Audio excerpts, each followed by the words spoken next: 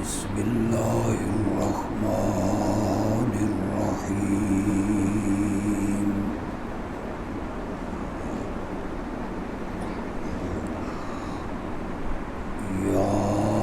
یاسین والقرآن الحکیم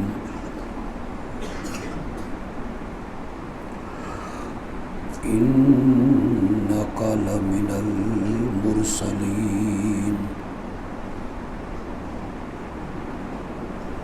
علی صراط مستقیم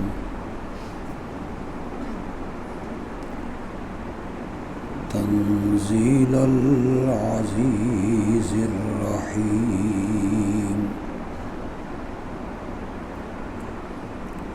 لتنذر قوما ما انذر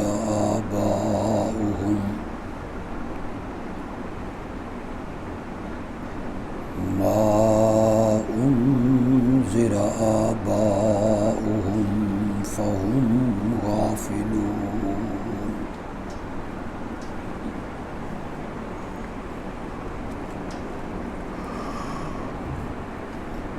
اللهم صل على سيدنا ومولانا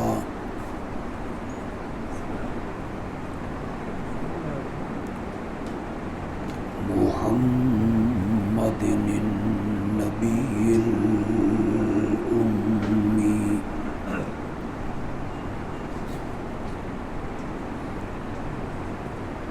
وعلى آله وأصحابه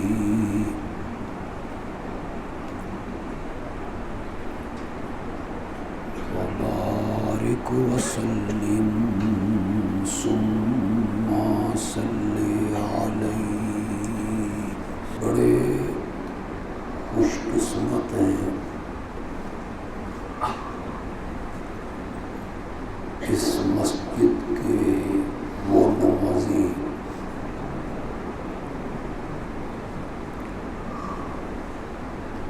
جو قرآن مقدس کے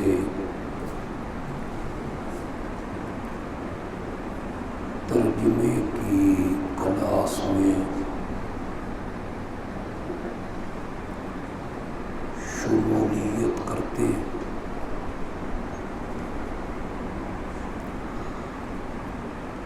اللہ یقیناً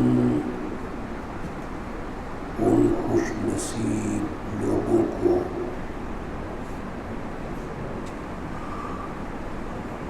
دین اور دنیا اور آخرت کی سعادتیں عطا فرمائے گا۔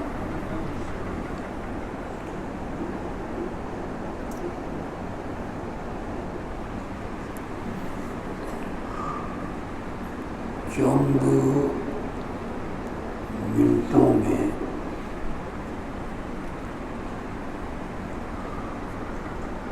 یہ ممکن نہیں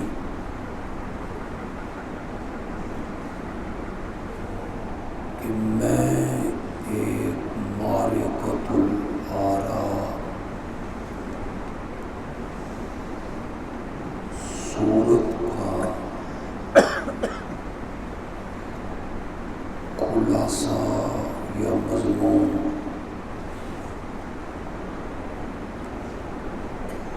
بیان کر سکوں۔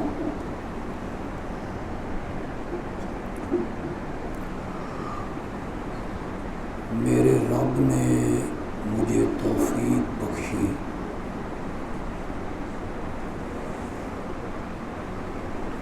میں سورت یاسین کا کچھ حصہ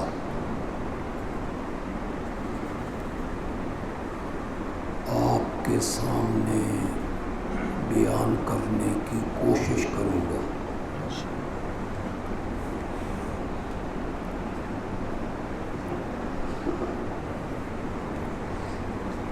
سورت یاسین سے پہلے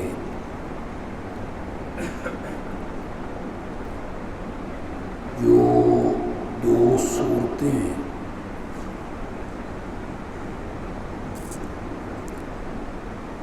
ایک سورت سبا ہے اور ایک سورت فاطر ہے.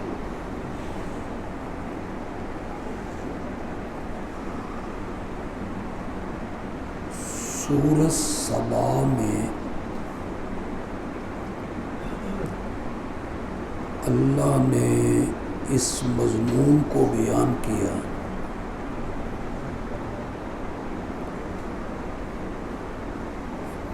میرے سامنے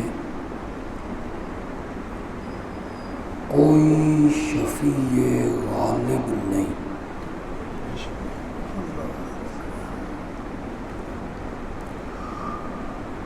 مخلوق میں پہلے آواز ٹھیک ہے یار،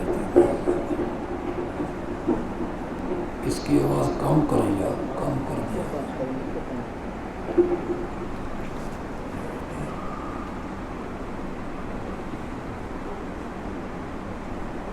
مخلوق میں کوئی ایسا نہیں ہے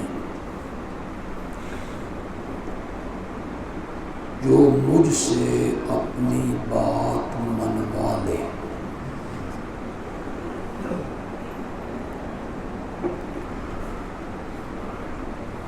یہود و نصارہ کے ذہن میں تھا کہ ہمارے نبی اور جو ہمارے بڑے ہیں ان کی اللہ نہیں موڑتا.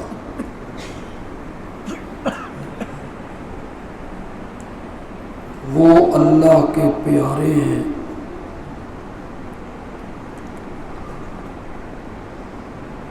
اللہ سے بات منوا لیتے.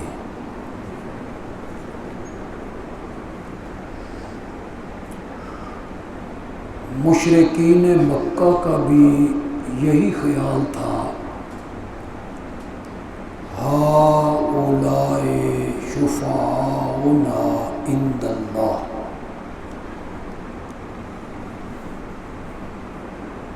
جن کی ہم پوجا پاٹ کرتے ہیں، سجدے کرتے ہیں، نظریں نیازیں دیتے ہیں،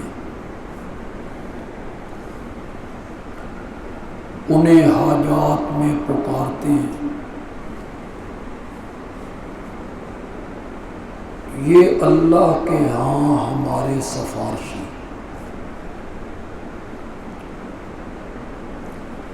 ما نعبدهم الا لیقربونا الی اللہ زلفی.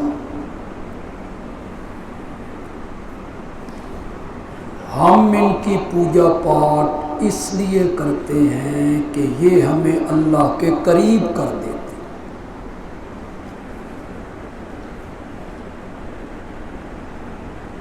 بالکل وہی نظریہ ہے جو آج کے عوام کا نظریہ ہے، ہماری سنتا نہیں اور ان کی موڑتا نہیں.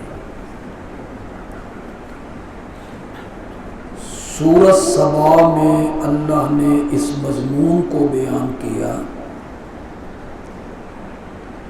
کہ میرے آگے کوئی ایسا سفارشی نہیں.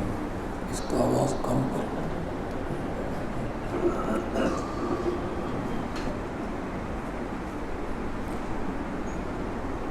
سپیکر بھی تھوڑا جہا بدل جائے گا، چنگا جو کوئی سپیکر جو ہے. اتنی بڑی مسجد ہے، ایئر کنڈیشن ہے، سپیکر تمہارا بھاں بھاں کر رہا ہے.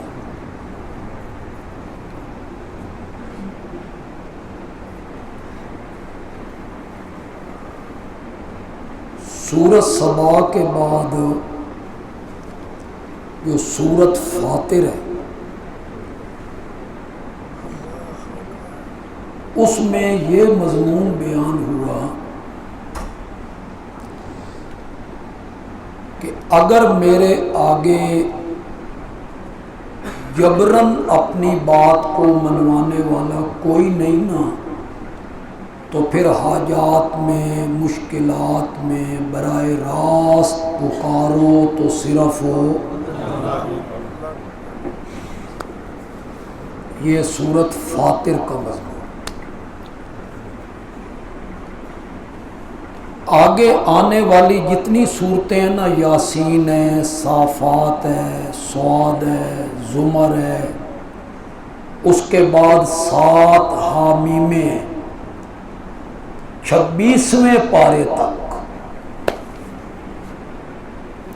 سورت یاسین 23ویں پارے سے شروع۔ آگے جو پورے 3 پارے ہیں نا، 23واں، 24واں، 25واں اور 26ویں کے پہلے 4 رکوع، وہ ساری صورتیں جو ہیں انہی دونوں صورتوں پر مرتب ہیں۔ کچھ میں مضمون بیان ہوگا سبا والا اور کچھ میں مضمون بیان ہوگا فاطر۔ یہ جو سورت یاسین ہے نا، اس میں اللہ سورت سبا والا مضمون بیان کریں، اور سورت سبا کا مضمون یہ تھا کہ میرے سامنے جبری سفارش کرنے والا کوئی، وہ مجھ سے اپنی بات منوا لے، ایسا کوئی نہیں۔ یہ سورت یاسین کا مرکزی مضمون ہے۔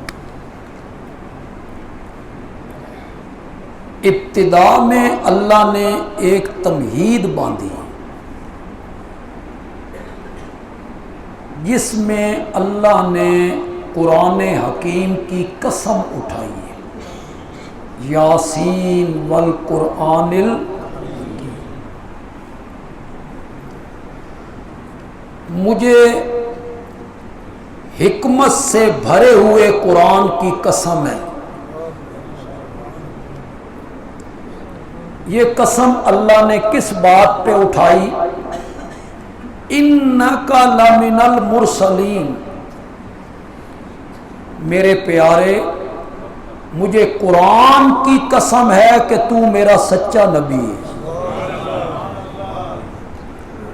اِنَّكَ لَمِنَ الْمُرْسَلِينَ۔ یہ جو اللہ قسمیں اٹھاتے ہیں، یہ اللہ اس چیز کو شاہد بناتے ہیں، آنے والی بات پہ اللہ اس چیز کو گواہ بناتے ہیں۔ یہاں اللہ کیا کہنا چاہتے ہیں؟ حکمت والا قرآن اس بات پہ گواہ ہے کہ تو میرا سچا نبی ہے۔ اور اللہ نے دوسری بات اس قسم کے تحت بیان کی کہ قرآن حکیم کی قسم کھا کے کہتا ہوں کہ آپ میرے سچے نبی ہیں، اور میں قرآن کی قسم کھا کے کہتا ہوں کہ تو ہی سیدھے رستے پر ہے۔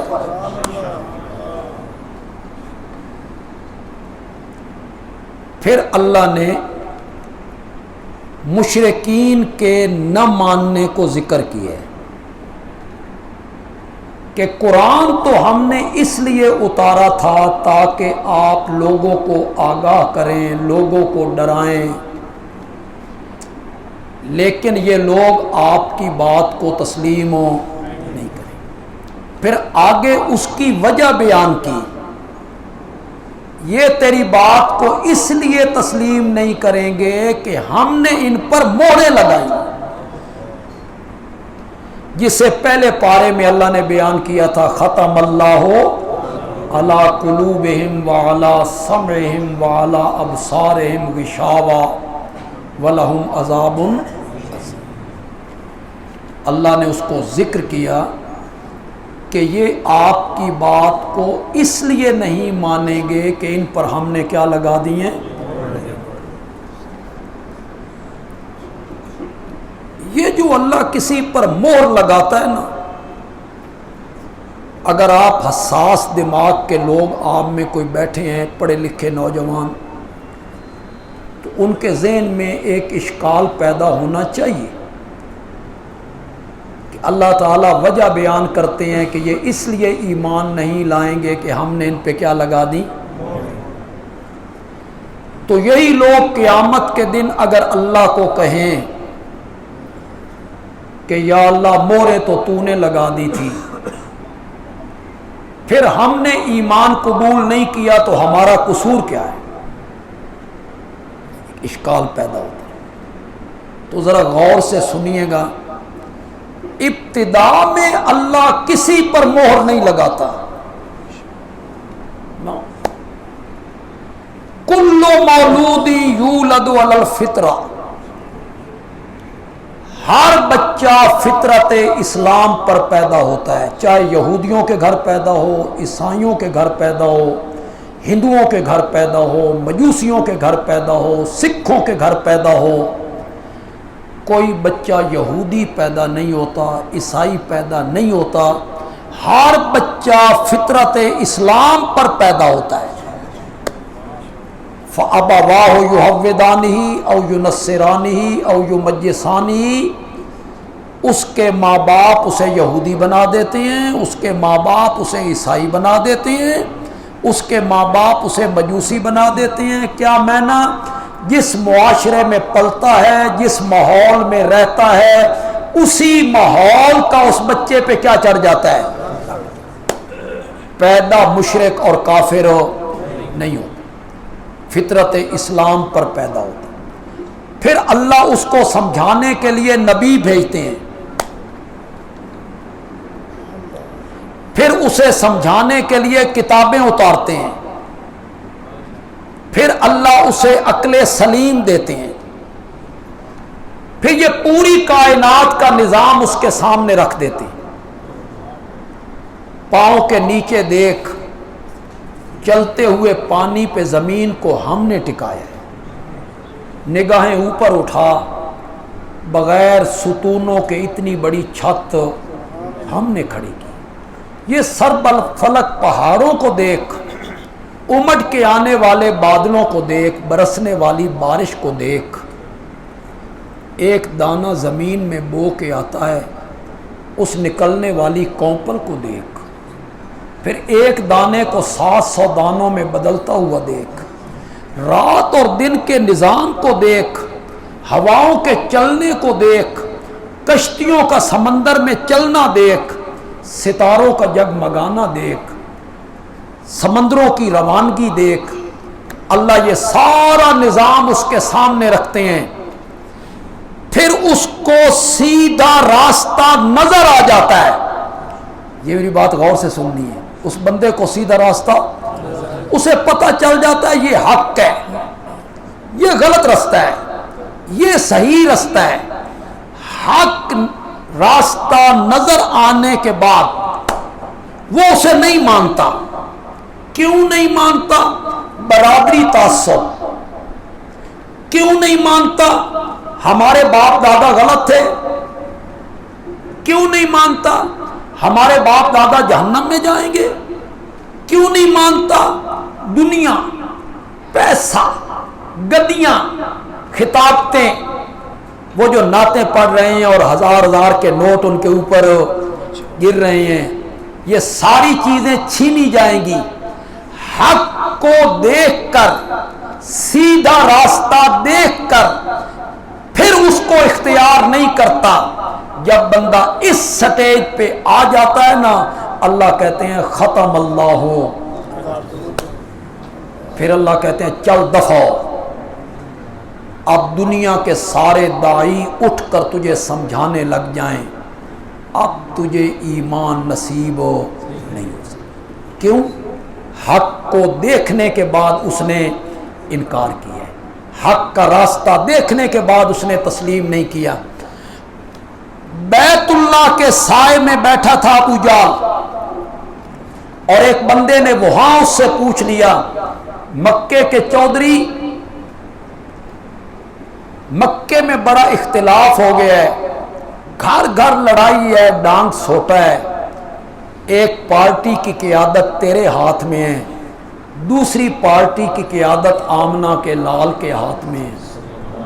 لڑائی گھر گھر میں پھیل گئی ہے، باپ بیٹے کے درمیان، چچا بھتیجے کے درمیان، ماموں بھانجے کے درمیان، بھائی بھائی کے درمیان فساد ہے، ڈانگ سوٹا ہے، اختلاف ہے۔ سچی سچی بات بتا، تیرا محمد کے بارے میں کیا خیال ہے صلی اللہ علیہ وسلم؟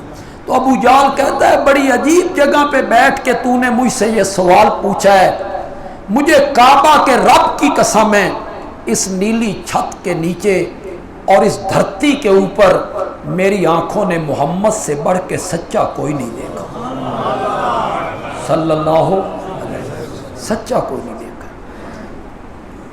اس بندے نے کہا اگر یہی بات ہے تو پھر چل کلمہ پڑھے، تو چودھری ہے، تو پڑھے گا تو ریت بھی پڑھ لے گی، تو کلمہ پڑھے گا تو دوسرے لوگ بھی کلمہ پڑھ لیں گے اور یہ جھگڑا اور اختلاف ختم ہو جائے گا، چل آ چلیں پڑھیں۔ اس وقت ابو جہل نے کیا کہا؟ کہنے لگا تم ہی پاگل ہے، کبھی اس نبی کی محفل دیکھی ہے تم نے؟ وہ تھوکنے لگتے ہیں تو لوگ ہتھیلیوں پہ اٹھا لیتے، وہ پسینہ پوچھنے لگتے ہیں تو لوگ شیشیاں لے کے کھڑے، وہ جوتیاں اتارتے ہیں تو اس کے خادم جوتیاں اٹھا لیتے ہیں، اس کے بچے ہوئے پانی پر لڑائیاں ہو جاتی ہیں، میں لوں گا میں لوں گا، وہ اس بچے ہوئے پانی کو اپنے سینے پہ مل لیتے ہیں۔ میں ہوا مکے کا چودھری، میں ہوا مکے کا سردار، تیرا کی خیال ہے میں محمد دیاں جتیاں چاہی پھراں؟ جب اس سٹیج پہ بندہ آتا ہے نا پھر اللہ کیا لگا دیتے ہیں؟ ہوں تو سمجھ آئی کہ کون نہیں آئی؟ اللہ کرے تو سمجھ آ جائے۔ تو سورت یاسین کی ابتدا میں اللہ نے ان کے ایمان نہ لانے کی وجہ بیان کی، کیا ان پر کیا لگ گئی ہیں؟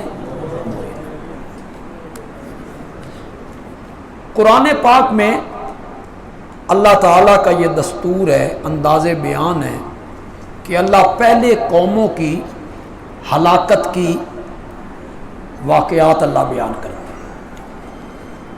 کہ ہم نے ان بستیوں کو کیسے تباہ کیا تھا، ان لوگوں کو کیسے تباہ کیا تھا۔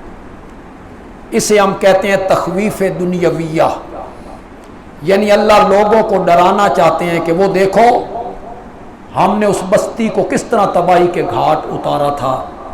اے مشرکین مکہ، اگر تم نے بھی میرے آخری نبی کو نہ مانا تو تمہیں بھی تباہ کر دیں۔ اس کے بعد اللہ نے ایک بستی کا ذکر کیا ہے، قرآن پاک اللہ نے ایک بستی کا ذکر کیا ہے جی۔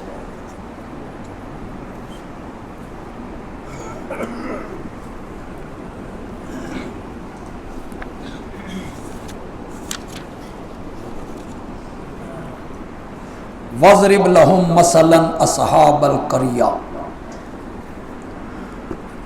ایک بستی والوں کا قصہ ان لوگوں کے سامنے بیان کیجیے اور انہیں بتائیے اس بستی والوں کے پاس بھی ہمارے نبی آئے تھے، انہوں نے ہمارے نبیوں کی بات کو نہ مانا تو ہم نے کس طرح انہیں تباہی کے گھاٹ اتار دیا تھا۔ سب سے پہلے اللہ نے ان کے پاس 2 پیغمبر بھیجے، اس بستی والوں کے پاس۔ ان بستی کے لوگوں نے انہیں جھٹلایا، ان کی تکذیب کی۔ اللہ نے ان نبیوں کی مدد کے لیے ایک تیسرے پیغمبر کو بھیج دیا۔ اب پیغمبر کتنے ہو گئے؟ 3۔ ان نبیوں نے اللہ کی توحید کا واعظ کیا، انہیں سمجھایا لا الہ الا اللہ، اللہ کے سوا کوئی الہ نہیں ہے، اللہ کے سوا کوئی معبود نہیں ہے۔ تو بستی والوں نے کیا کہا ان کو؟ قالو، بستی کے لوگ کہنے لگے ما انتم الا بشر مثلنا، تم تو ہماری طرح بشر ہو، تم ہماری طرح انسان ہو، بچپن تم نے گزارا، لڑکپن تم نے گزارا، جوانی تم نے گزاری، شادی تم نے کی، بھوک تمہیں لگتی ہے، پیاس تمہیں ستاتی ہے، تم رات کو سوتے بھی ہو، جاگتے بھی ہو، زخم بھی لگ جاتا ہے، بیمار بھی ہوتے ہو، تم ہماری طرح بشر ہو، اس لیے ہم تمہیں نبی ماننے کے لیے تیار ہو۔ بس ایک اشارہ کروں گا، آگے سمجھنا آپ کا کام ہے، اللہ کرے آپ سمجھ جائیں گے۔ ان لوگوں نے نبیوں کو بشر مانا،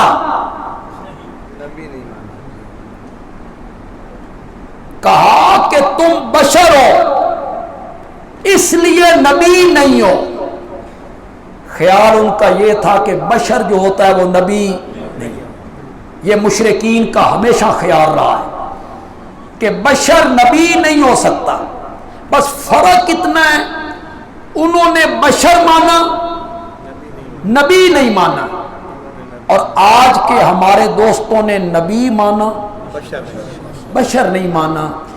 پیچھے فلسفہ ایک ہی ہے کہ جو بشر ہوتا ہے وہ نبی نہیں ہوتا۔ وہ بھی کہنے لگے تم تو ہماری طرح بشر ہو اور رحمان نے کوئی چیز نہیں اتاری، ان انتم الا تکذبون، تم جھوٹ بولتے ہو۔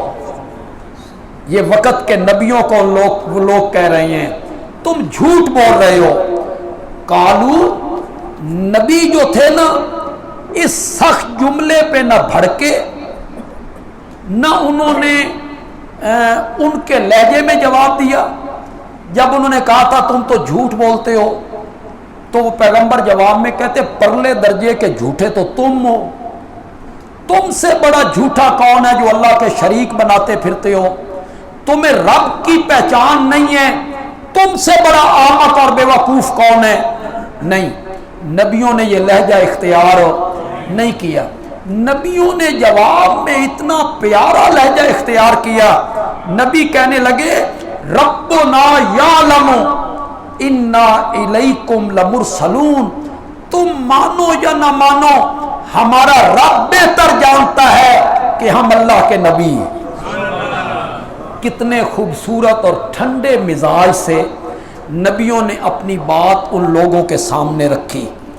وما علینا الا البلاغ المبین، اور ہماری ذمہ داری منوانا نہیں ہے، ہدایت دینا نہیں ہے، ہماری ذمہ داری ہے رب کا پیغام تم تک کو پہنچا دینا، سو ہم اپنی ذمہ داری پوری کر رہے ہیں۔ پھر جب اختلاف ہو گیا نا ان میں، کچھ لوگوں نے بات نبیوں کی مان لی اور کچھ لوگوں نے نبیوں کی بات نہ مانی، تو وہ جو اختلاف ہو گیا نا معاشرے میں، شہر میں، اس کو انہوں نے نبیوں کی نحوست قرار دیا۔ یہ ساری تمہاری نحوست ہے، اچھے خاصے ہم ایک تھے، کوئی اختلاف نہیں تھا، تم آئے تو ہمارے شہر میں اختلاف ہو گیا۔ یا کچھ لوگوں نے کہا بارشیں بند ہو گئیں، قحط پڑ گیا، فصلیں ختم ہو گئیں، تو مشرکین نے نبیوں سے کہا یہ سب تمہاری نحوست ہے، یہ سب تمہاری نحوست ہے۔ اور نبی جواب میں کہتے ہیں طائرکم معکم، تمہاری نحوست تو تمہارے ساتھ ہے، اس میں ہمارا کیا قصور ہے؟ ہم تو صرف تمہیں نصیحت کر رہے ہیں کہ ہماری بات کو مان جاؤ۔ جب لوگ ان نبیوں کو مارنے پہ تل گئے نا اور ان سے لڑنے پہ تل گئے، تو شہر کے پرلے کنارے پر ایک دھرکھان رہتا تھا، اس کا نام تھا حبیب۔ اسے جب پتہ چلا کہ فلاں جگہ پہ نبیوں کو گھیرا ہوا ہے لوگوں نے اور انہیں قتل کرنا چاہتے ہیں، تو وہ دوڑتا دوڑتا آ گیا۔ اللہ نے اس رجل مومن کا ذکر کیا، وَجَاءَ مِنْ أَقْصَى الْمَدِينَةِ رَجُلٌ يَسْعَىٰ، شہر کے پرلے کنارے سے ایک آدمی دوڑتا ہوا آیا اور وہ آ کے کہتا ہے یا قوم، اے میری قوم، اتبعوا المرسلین، نبیوں کی بات کو مان لو، ان کی دعوت صحیح دعوت ہے، ان کی پیروی کرو۔ یہ کوئی تم سے مزدوری مانگ رہے ہیں، یہ کوئی تم سے اجرت مانگ رہے ہیں، یہ کوئی تم سے چندہ مانگ رہے ہیں، پیروی کرو ان کی، جو تم سے کوئی مزدوری نہیں مانگتے، وہم محتدون، اور وہ ہدایت یافتہ بھی ہے، صحیح رستے پہ ہیں، ان کی پیروی کر۔ اب جب حبیب نجار نے نبیوں کی پیروی کی دعوت دی تو لوگوں نے کہا اچھا تو بھی ان کے ساتھ ہے، ہمیں پہلے پتہ نہیں تھا بھی تو بھی ان کے ساتھ ہے، تو بھی ان کا ہو گیا ہے اور پیروں فقیروں کا منکر ہو گیا ہے۔ اس کے بعد اس رجل مومن نے ان نبیوں کی موجودگی میں توحید کے موضوع پر تقریر کی اور اللہ کو اس کی تقریر اتنی پسند آئی، 23ویں پارے کے پہلے صفحے پر اس تقریر کو اللہ نے جگہ عطا قرآن بنا کے اتار دیا، جو توحید کے موضوع پر اس رجل مومن نے تقریر۔ جب لوگوں نے کہا تو بھی ان کے ساتھ ہے، تو وہ کیا کہتا ہے؟ وَمَا لِيَ لَا أَعْبُدُ الَّذِي فَطَرَنِي، مجھے کیا ہو گیا ہے کہ میں اس اللہ کی عبادت نہ کروں، الذی فطرنی، جس نے مجھے پیدا کیا ہے، نیز سے ہست کر دیا، عدم سے وجود میں لے آیا، میں تو دنیا میں نہیں تھا، اس نے گندے پانی کے قطرے پہ نقشہ جمایا اور مجھ جیسا خوبصورت انسان بنا دیا۔ مجھے کیا تکلیف ہے کہ میں اس اللہ کی پوجا پاٹ نہ کروں، اس کے سجدے نہ کروں، اس کے نام کی نظر و نیاز نہ دوں، صرف اسی کے سامنے نہ جھکوں جس نے مجھے پیدا کیا ہے، وَإِلَيَّ تُرْجَعُونَ، اور اسی کی طرف تم لوٹائے جاؤ گے۔ دو چیزوں کا ذکر کر رہا ہے، ایک ابتدا کا، ایک انتہا کا۔ پیدا کرنے والا بھی وہی ہے اور لوٹ کے بھی تم سب نے اسی کے پاس جانا ہے، تو میں اس کی پوجا پاٹ نہ کروں۔ آگے اس نے ذرا منفی لہجہ بھی اختیار کرا، توحید صرف مثبت لہجے کا نام نہیں، اس کا نام توحید نہیں ہے۔ اللہ خالق ہے، اللہ مالک ہے، اللہ رازق ہے، اللہ عالم الغیب ہے، اللہ مختار کل ہے، اللہ شفائیں دینے والا ہے، اللہ رہائیاں دینے والا ہے، اللہ بارش برسا، اس کے بیان کرنے کا نام توحید نہیں، جب تک منفی لہجہ شامل نہ ہو، منفی لہجہ شامل نہ ہو۔ کتنے لوگ میری بات کو سمجھ پائیں گے؟ سمجھ پائیں تو تھوڑا سا بول پڑیں۔ میں کہتا ہوں الا اللہ بعد میں ہے، شاباش، الا اللہ بعد میں ہے، پہلے کیا ہے؟ اللہ، اس کا نام توحید، نفی کرنے کا نام توحید۔ یہ کہنا عالم الغیب صرف اللہ ہے، اللہ کے سوا مخلوقات میں سے کوئی بھی عالم الغیب ہو، یہ توحید۔ شفا دینے والا صرف اللہ ہے، اللہ کے سوا کوئی شفا دینے والا۔ منفی لہجہ جب بیان کریں گے تب توحید نکھرے گی۔ اس مرد مومن نے مثبت لہجے کے بعد منفی لہجہ اختیار کیا اور مزہ آ گیا۔ کہتا ہے اتخذ من دونہ آلہۃ،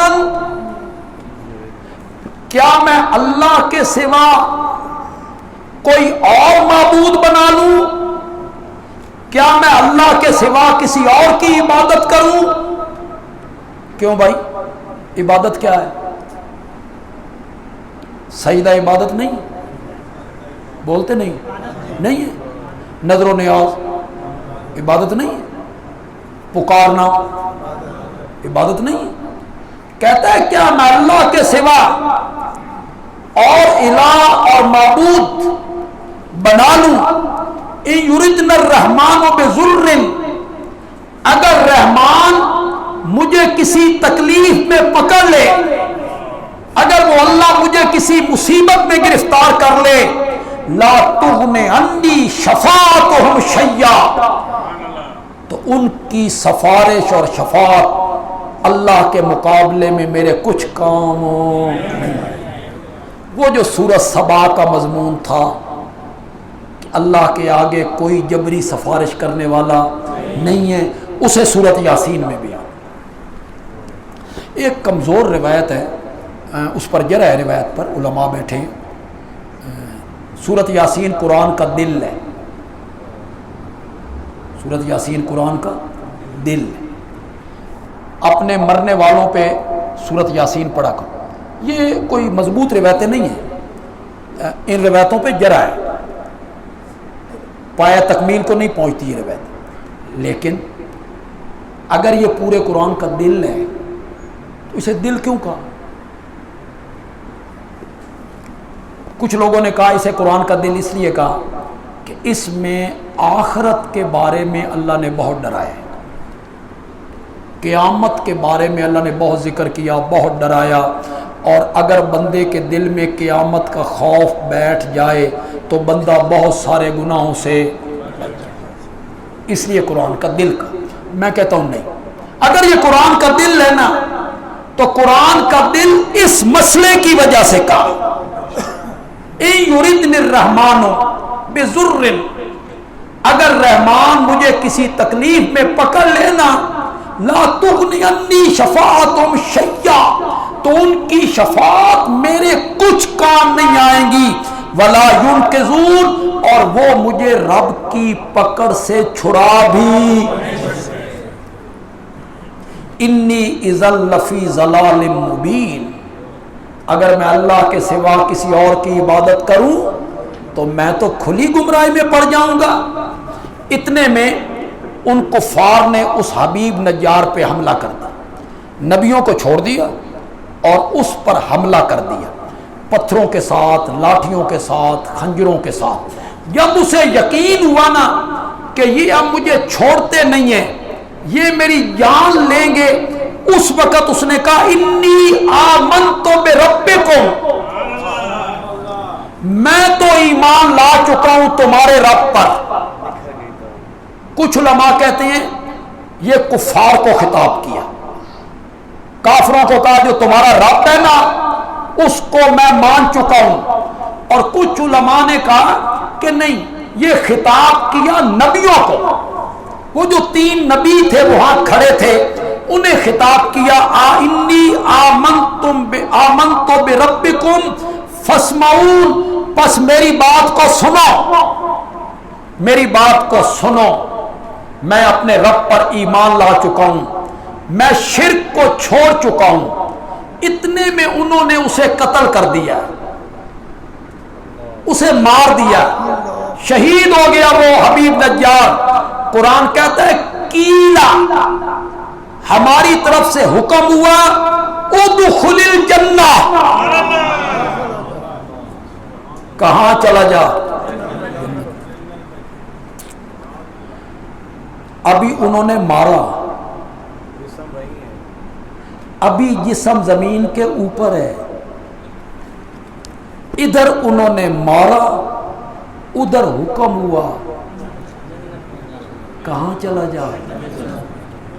شہید کی جو زندگی ہے نا وہ دنیا والی زندگی نہیں ہے۔ کون سی زندگی ہے؟ وہ زندگی آپ کہیں گے اخروی زندگی تو سب کی، ہر مرنے والے کی، تو پھر یہ کیا ان کی بھی وہی زندگی اور دوسروں کی بھی وہی زندگی؟ تو جب اس دنیا میں نبی پاک صلی اللہ علیہ وسلم تھے، صحابہ تھے، ابو جہل کس دنیا میں تھا؟ اسی دنیا میں تھا، تو دونوں کی زندگی ایک جیسی ہے؟ تو دونوں کی دنیا والی زندگی، ابو جہل بھی اسی دنیا میں زندہ ہے، صحابہ بھی اسی دنیا میں زندہ ہے، لیکن ابو جہل کی زندگی نجاست اور گندگی والی، انبیاء کی زندگی طیب اور ستھری زندگی، مراتب میں فرق ہوتا ہے۔ ابھی اس کا جسم یہاں ہے، انہوں نے اسے قتل کیا پتھروں سے، خنجروں سے، لاٹھیوں سے، مار مار کے اسے انہوں نے شہید کر دیا، جسم تو یہاں ہے۔ یہ کس کو کہا جا رہا ہے؟ ادخل الجنہ، کہاں داخل ہو جا؟ جنت میں چلا جا۔ وہ جو عالم برزخ کی جنت ہے، وہ جسے نبی پاک نے ذکر کیا کہ شہیدوں کی جو روحیں ہوتی ہیں وہ سبز رنگ کے پرندوں کے کالبوں میں داخل کر دی جاتی ہیں اور انہیں کہا جاتا ہے جنت میں اڑو، جہاں چاہو جاؤ۔ جب آرام کرنا چاہو نا، میرے عرش کے نیچے سونے کی قندیلیں لٹک رہی ہیں، ان میں آ کے آرام کر لیا۔ پھر اللہ ان سے شہیدوں سے آ کے پوچھتے ہیں مانگو مجھ سے، کیا مانگتے ہو؟ شہید کہتے ہیں کیا مانگنا ہے؟ جنت، جنت کی بہاریں، کس چیز کی ضرورت ہے؟ اللہ کہتے ہیں نہیں، کوئی مانگو۔ تو جب شہید سمجھتے ہیں کہ اللہ مانگے بغیر نہیں چھوڑتے، تو پھر شہید کہتے ہیں مولا ہماری روحیں ہمارے جسموں میں واپس لوٹا۔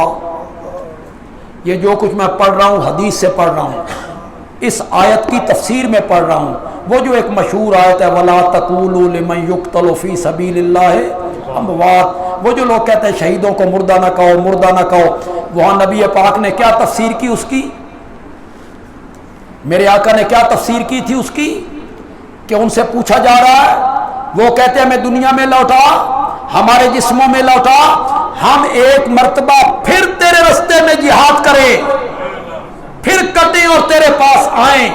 اللہ جواب میں کہتے ہیں جس روح کو میں قبض کر لیا کرتا ہوں اسے قیامت سے پہلے اس کے بدن میں واپس نہیں بھیجتا ہوں۔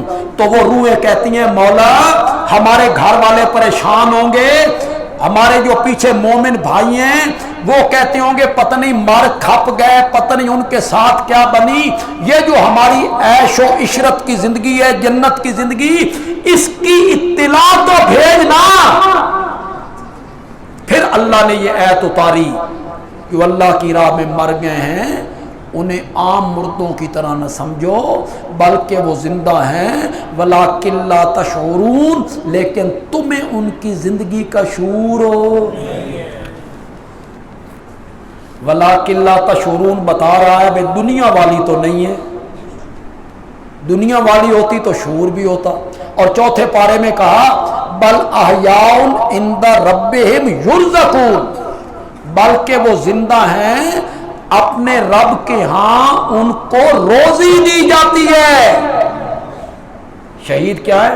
زندہ ہیں، رب کے ہاں ان کو کیا ملتی ہے؟ میں اس بحث میں زیادہ پڑھنا نہیں چاہتا کہ تھوڑی سی بات میں اور کر کے ختم بھی کرنا چاہتا ہوں۔ سچی سچی گل کرنی، شہیدوں کو روزی دی جاتی ہے نا؟ قرآن نے کیا کہا؟ بلکہ وہ زندہ ہیں ان کے رب کے ہاں ان کو روزی دی جاتی ہے۔ دسو کیڑی روزی؟ میں نہیں بولتا، تسی بولو کون سی روزی دی جاتی؟ بریلر مرغ، اے مثالے دے پکے ہوئے امب، اے ٹیکے لگے ہوئے تربوز ہو، بولو بولو۔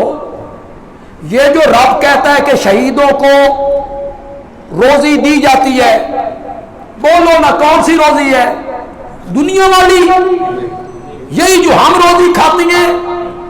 نہیں، ہر عالم کہے گا روزی آخرت والی، روزی جنت والی۔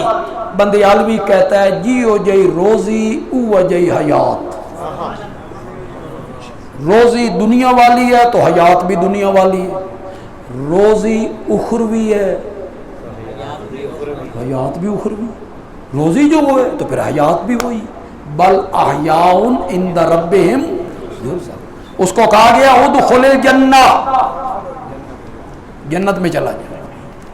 جنت میں جا کے نا، وہاں جا کے بھی قوم کا خیر خواہ ہے۔ یہ ہے مومن کی صفت۔ مومن کی صفت یہ نہیں ہے کہ کافروں کے متعلق صرف بغض پال کے رکھے، بلکہ صفت مومن کی یہ ہے خیر خواہی کا جذبہ ہو، اللہ ان کو ایمان کی دولت دے۔ کافروں کے بارے میں بھی یہ ایک جذبہ ہونا چاہیے اللہ کرے یہ دعوت ان تک پہنچ جائے، اللہ کرے یہ بات ان تک پہنچ جائے، اللہ کرے وہ جہنم سے بچ جائیں، جنت میں پہنچ کے اللہ اکبر۔ یار بندہ جب کامیاب ہو جاتا ہے کوئی کسی کو یاد کرتا ہے؟ کون کرتا ہے یار؟ پھر جنت میں پہنچ کے ان لوگوں کو یاد کرنا جنہوں نے قتل کیا، جنہوں نے مارا، ان کی خیر خواہی جنت میں کہتے ہیں یا لیتا قومی یعلمون، کاش میری قوم جانتی، کاش میری قوم جانتی بما غفر علی ربی، کہ میرے رب نے مجھے کس طرح معاف کر دیا ہے، وجعلنی من المکرمین، اور مجھے کس طرح معزز بنا دیا۔ کاش میری قوم جانتی، تو وہ بھی نبیوں پر ایمان، وہاں جا کے بھی قوم کے لیے جذبہ کیا ہے؟ خیر خواہی۔ تو جو داعی ہوتا ہے نا، دعوت دینے والا، بیان کرنے والا، اس کے دل میں سامعین کے لیے، خلقت کے لیے خیر خواہی کا جذبہ ہونا چاہیے، رگڑا لگانے کا نہیں، پھبتیاں کسنے کا نہیں، فتوے لگانے کا نہیں، یہ جذبہ نہیں ہونا چاہیے۔ جذبہ کیا ہونا چاہیے؟ اللہ کرے ان کو بھی ایمان کا میٹھا میوہ نصیب ہو۔ وہاں جا کے اس نے قوم کی خیر خواہی کی۔ آگے اللہ کہتے ہیں ہم نے جب اس قوم کو، ان لوگوں کو برباد کیا، تباہ کیا، ما انزلنا علی قومہ من بعدہ من جند من السماء، ہم نے آسمان سے کوئی لشکر نہیں اتارا اس قوم کو برباد کرنے کے لیے، تباہ کرنے کے لیے ہم نے آسمان سے کوئی لشکر نہیں اتارا، وما کننا منزلین، اور ہم ایسا کرنے والے بھی نہیں ہیں۔ ہمیں کیا ضرورت ہے کہ ہم آسمان سے لشکر اتارتے پھریں انہیں تباہ کرنے کے لیے؟ ان کانت الا صیحۃ واحدۃ، بس صرف آسمان سے ایک چیخ آئی، صرف ایک چیخ آئی، فَإِذَا هُمْ خَامِدُونَ، بجھے ہوئے انگاروں کی طرح ہو گئے۔ کیسی اللہ نے بات کی تھی؟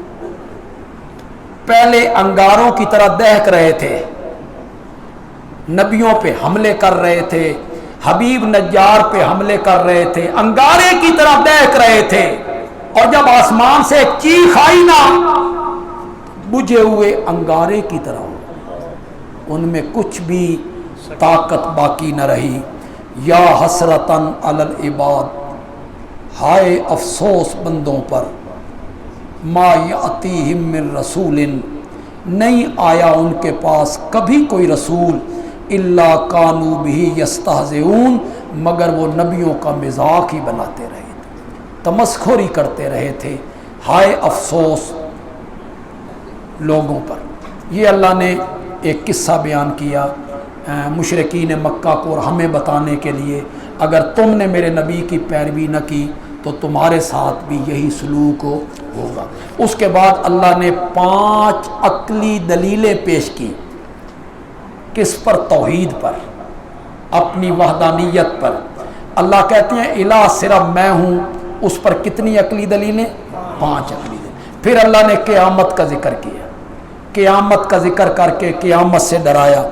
آخری آیت میں اللہ نے پوری سورت کا خلاصہ بیان کیا۔ توحید پر 5 عقلی دلیلیں دی، ایک بستی کا ذکر کیا، شروع میں تمہید باندھی، قرآن کے اتارنے کی غرض ذکر کی، مشرکین کے نہ ماننے کی وجہ ذکر کی، قیامت کا اور آخرت کا اللہ نے ذکر کیا، تذکرہ کیا۔ یہ سارا کچھ بیان کرنے کے بعد اللہ آخر میں آ کے ساری سورت کا خلاصہ بیان کرتے ہیں۔ فَسُبْحَانَ الَّذِي بِيَدِهِ مَلَكُوتُ كُلِّ شَيْءٍ، ہر قسم کے شریکوں سے پاک ہے وہ ذات جس کے ہاتھ میں ہے بادشاہی ہر چیز کی۔